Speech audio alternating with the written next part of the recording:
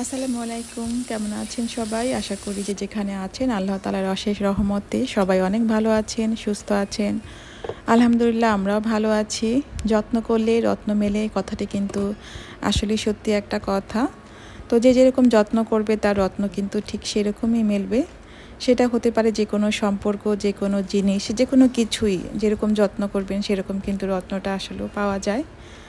তো প্রিয় মানুষদের ক্ষেত্রেও কিন্তু সেরকম যত্নের করতে হয় সম্পর্কগুলো রাখার জন্য। আর না হলে দেখা যায় যে আমাদের কাছের সম্পর্কগুলো, প্রিয় মানুষের সাথে যে সম্পর্কগুলো আছে সেগুলো বেশি দিন টিকে থাকে না।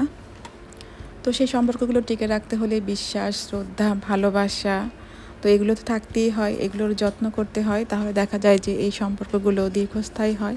ঠিক তেমনি কোনো কোনো জিনিসেরও কিন্তু সেরকম যত্ন করতে হয়, আর যত্ন করলেই কিন্তু সেই জিনিসটাও দীর্ঘস্থায়ী হয়। তেমনি আমাদের সংসারটাকেও কিন্তু যত্ন করে গড়ে তুলতে হয় একটু একটু করে। তো যদি আপনার একটু একটু করে যত্ন করে গড়ে তুলি তাহলেও সেই সংসারটা দীর্ঘদিন ভালো থাকবে, সুন্দর থাকবে। তেমনি সংসারে অনেক জিনিসপত্রও কিন্তু থাকে, ছোটোখাটো থেকে শুরু করে বড় কিছু বা যে কোনো কিছুই যদি আপনার যত্ন করে রাখি তাহলে সেগুলো কিন্তু দীর্ঘস্থায়ী হয়। আর দীর্ঘস্থায়ী হলেই কিন্তু আমরা সেই জিনিসগুলোকে ব্যবহার করতে পারি।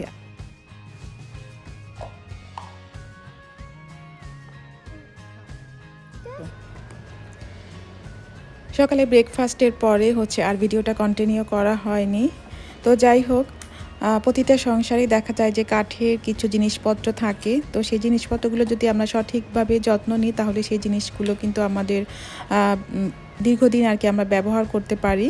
তো আমি আমার রান্নাঘরে যে কাঠের জিনিসপত্রগুলো আছে সেগুলো আমি কিভাবে যত্ন নিই এই ভিডিওতে আমি সেটাই শেয়ার করেছি। আশা করি আপনাদের কাছে ভিডিওটা একটু হলেও ভালো লাগবে।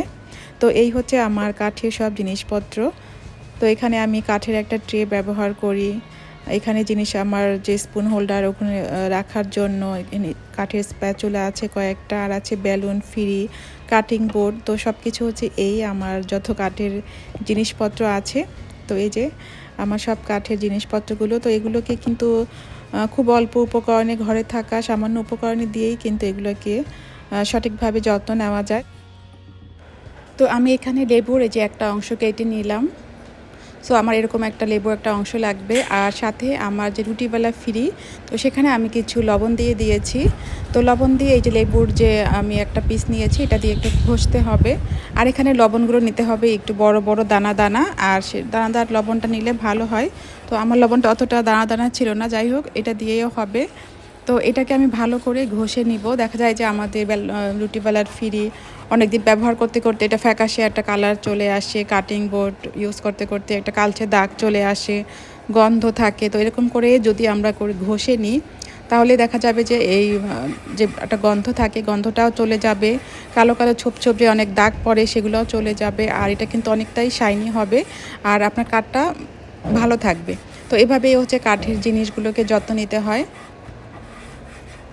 তো আমি এই যে এক এক করে সবগুলো এরকম করে ঘষে নিচ্ছি। চাইলে এখানে কিন্তু যে লিকুইড, আমরা যে ডিশওয়াশার লিকুইড ব্যবহার করি ওটাও দেওয়া যেতে পারে। তো যেখানে দাগ আছে তো সেখানে যদি আমি ঘষে নিই তাহলে কিন্তু ওই দাগগুলো খুব অনায়াসেই চলে যাবে। তো এভাবেই করি আমার সব কাঠের জিনিসগুলোকে আমি এভাবে লেবু দিয়ে আমি প্রয়োজন মতন যেখানে দাগ আছে তো সেখানে আমি ঘষে ঘষে নিব।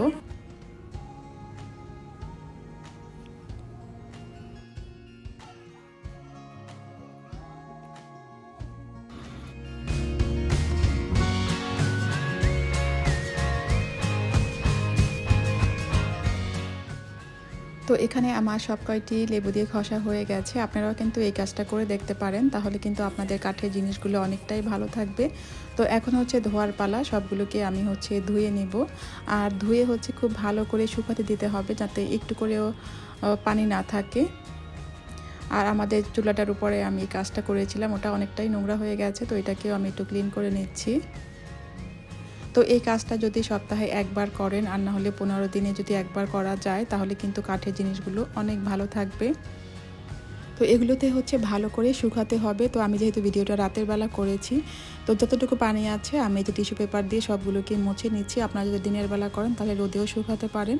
তো এটাকে খুব ভালো করে, যাতে একটুও পানি না থাকে, একটু ভালো করে ড্রাই করে নিতে হবে। তো আমি সবগুলোকে টিস্যু দিয়ে ভালো করে মুছে নিচ্ছি। আর এরপর যেটা করতে হবে সেটা হচ্ছে এই যে কোনো একটা তেল আমি টিস্যুতে লাগিয়ে নিচ্ছি। তো এখানে যে কোনো তেলই দেওয়া যাবে। তো এই তেলটাকে হচ্ছে আমি টিস্যুর সাহায্যে সব জায়গায় লাগিয়ে নিব। তো এই তেলটা দেওয়ার পরে দেখেন যে কাঠটা কতটাই শাইনি করছে, একদম চকচক করছে। আপনারা কাছ থেকে দেখাচ্ছি, দেখেন যে এটা কত সুন্দর লাগছে। এখন মনে হচ্ছে যে নতুনের মতন আমার এই বোর্ডটা। তো এভাবে করে আমার কাঠের সব জিনিসগুলোকে আমি যে তেল দিয়ে একটু করে মুছে নিচ্ছি। আর আমি যে তেলটা ব্যবহার করছি এটা হচ্ছে নারকেল তেল। তবে যে কোনো তেলই কিন্তু এখানে ব্যবহার করা যাবে, রান্নার তেলও এখানে ব্যবহার করা যাবে। তো এই কাজটি যদি 15 দিনে একবার অথবা এক সপ্তাহে করলে খুবই ভালো হয়। এটা করলে কাঠটা ভালো থাকে। আর আমার এই ভিডিওটা কিন্তু যারা নতুন তাদের জন্য, কারণ এটা হয়তো অনেকেই জানেন। যারা কাঠের কাটিং বোর্ড মেনটেন করেন তারা তো অবশ্যই জানেন যে কাঠটাকে কিভাবে মেনটেন করতে হয়। তো এভাবেই হচ্ছে আমি আমার কাঠের জিনিসগুলোকে যত্ন করি। আর সপ্তাহে যদি আমরা এভাবে একবার করে মেনটেন করি তাহলে এগুলো অনেক দিন ভালো থাকবে। আর যদি ভিডিওটি ভালো লেগে থাকে প্লিজ একটি লাইক করবেন, সেই সাথে চ্যানেলে নতুন হয়ে থাকলে চ্যানেলটি সাবস্ক্রাইব করে আমার পাশেই থাকবেন। আজ এখানেই বিদায় নিচ্ছি। আল্লাহ হাফেজ।